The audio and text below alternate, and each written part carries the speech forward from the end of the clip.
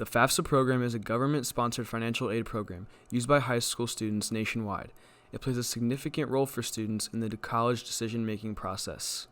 It's like a big piece because with college being so expensive, money is obviously a big factor that you have to consider. I feel like because it's so expensive, that's something that's definitely holding me back. So I think money is definitely a huge part.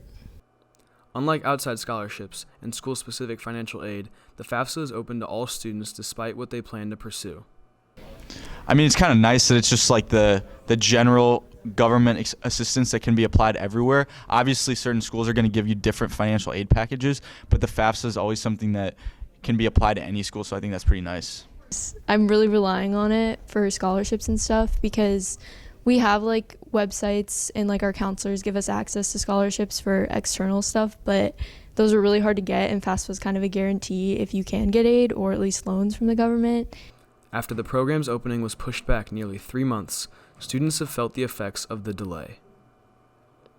It's pretty stressful for a lot of people because the stress is obviously a big piece. Even though it's not our fault and it's the government's fault or whoever's fault it is, it's still on our radar because like you said, it's something for everybody that they need to be knowledgeable about. Just seeing that little FAFSA delay, it's going to invoke a lot of worry into a lot of parents, so that's definitely a downside to it, but I'm glad that colleges are managing it pretty well. Prang told us that it's first come, first serve. So when I opened it up on January 1st and saw that I couldn't fill it out, I totally freaked out. While students at Parkway Central often refer to post-secondary counselor Ms. Prang for college planning help, the delays from the FAFSA have created confusion for everyone. So the timeline has certainly changed. We still held financial aid nights in the fall, but everything we haven't even seen the FAFSA. The financial aid officers were just guessing. I feel like I will communicate information out to families, and then 2 weeks later, there's another delay. So I think it's just very confusing for families. So it's most significantly impacting students with financial barriers. These students who have those barriers and will rely on need cannot proceed with making decisions.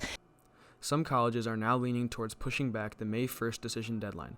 Ms. Prang feels that the issues leading towards this could have been avoided. They were not ready to actually open the application, so it probably should have been delayed until the 25-26 school year to really make sure it was accurate. The fact that they opened it and there are still errors, they've now discovered formulas that are calculating inaccurately. The rush to open it did not seem to make sense to me if there were still going to be this many errors. This has been Leo reporting for PCH TV.